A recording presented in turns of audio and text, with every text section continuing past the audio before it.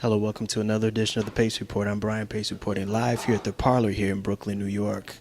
Pianist, composer, accompanist, producer, Onaje Allan Gumbs.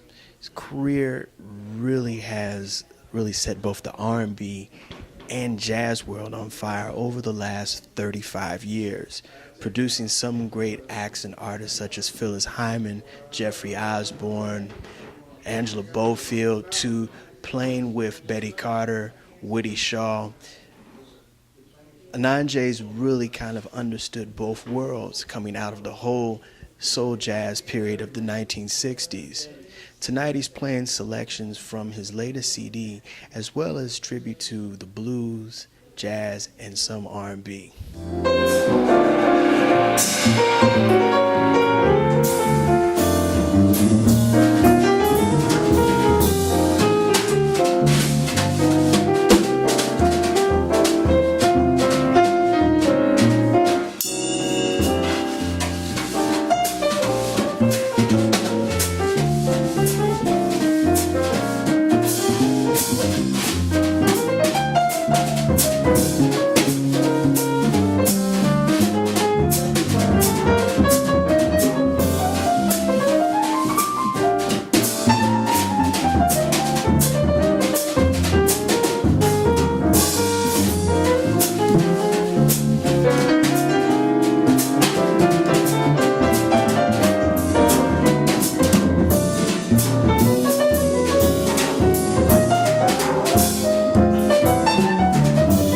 Should it be safe to say that you are an old school disciple of soul jazz?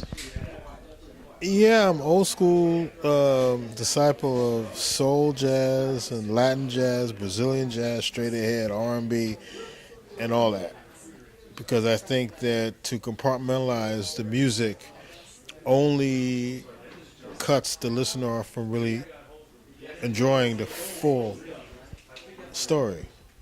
So I listened to a lot of different kinds of music when I was little, basically from collection of my older sister, because I'm from a West Indian family, so it wasn't too much of my parents' collection that was varied. But my sister had a lot of different kinds of music, and I just gravitated towards that. And so I grew up really appreciating that, because also there was a lot of different kinds of music on one station, because in the 60s you didn't have a lot of stations out there. So you might hear Dionne Warwick, followed by James Brown, followed by Cannonball Adderley. It was not uncommon. Even some of the teen shows that were based on like American Bandstand, you might see Carmen McRae or Sarah Vaughan or Wes Montgomery. So it was a pretty good dose of a lot of different music when I was growing up.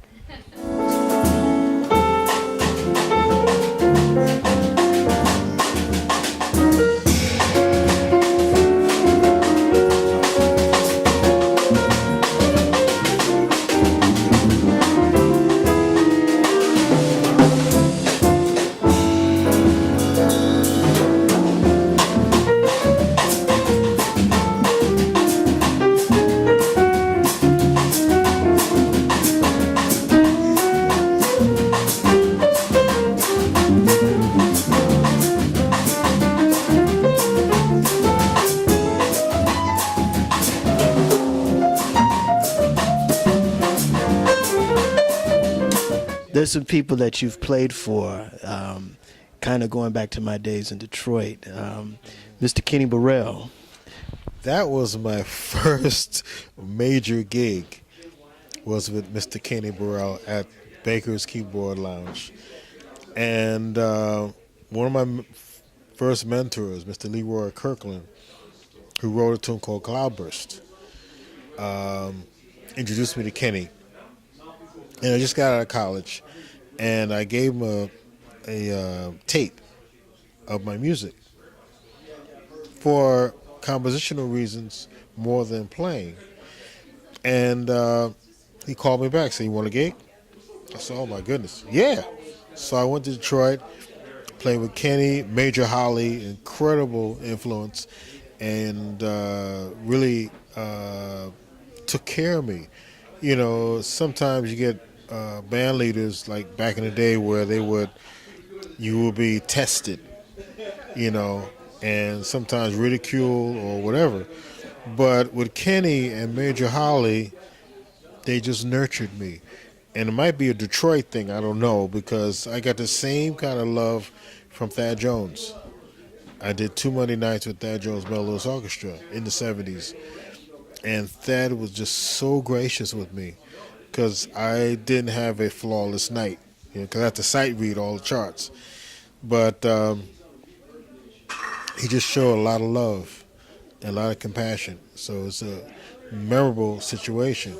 So I tried to instill that in working with younger musicians myself. And I think it's important to really encourage, not discourage, because you have a lot of cats that want to discourage you and make you not feel good about what you're doing. And we're supposed to feel good about it because you have a mission to the people. So we got to be on our best behavior, so to speak, and we have to give each other that nourishment so we can give our best to the people. You know, as a jazz pianist and also a music director and accompanist, you've also had some heavyweights, Woody Shaw, Betty Carter, straight ahead in that jazz foray. How is it like working with those coming out of college and into the 70s at a time when jazz wasn't really the mainstream, wasn't really as fashionable as it was in the 50s and 60s?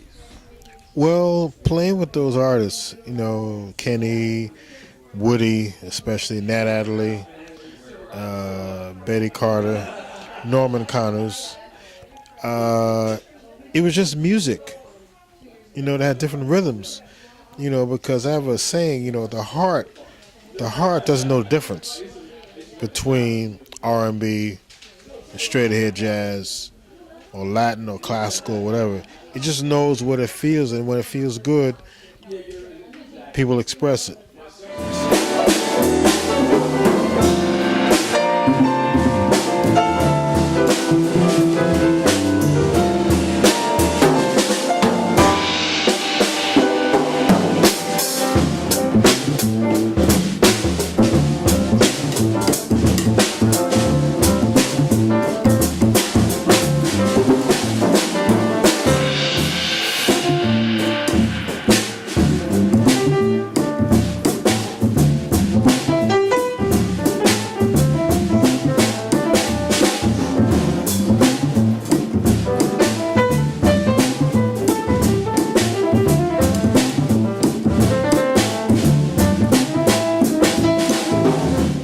What's very interesting about your career is you've became one of the most in-demand session musicians, but you segued into producer slash arranger.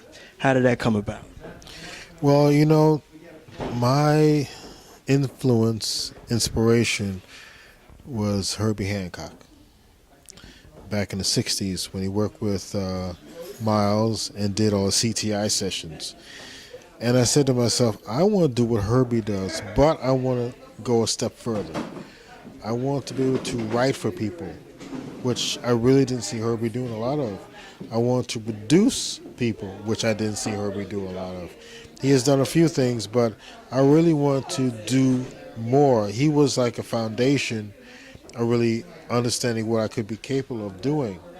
But I wanted to do as much as I could and wear different hats. Because I had no problem producing without playing. I had no problem playing without writing. You know, had no problem writing without producing. In other words, I didn't have to wear more than one hat at any one time. I have done that, of course. But I've been in situations where I was just called as a pianist. I have situations where artists would play my tunes just because they wanted the tune. I didn't have to play as an artist. So production is something that not everybody can just fall into. Again, it takes a lot of sensitivity and objectivity to be able to really help the artists achieve their goals. So I just developed that kind of understanding and sensitivity because in Igbo, Onaje means the sensitive one, Nigerian name. So I guess I try to carry that with me, live up to that as I go out there and play, produce, write, arrange, whatever. And Norman Connors was also very instrumental in developing showcasing my ability as an arranger, especially through doing Betcha By Golly Wow, which is sung by Phyllis Hyman.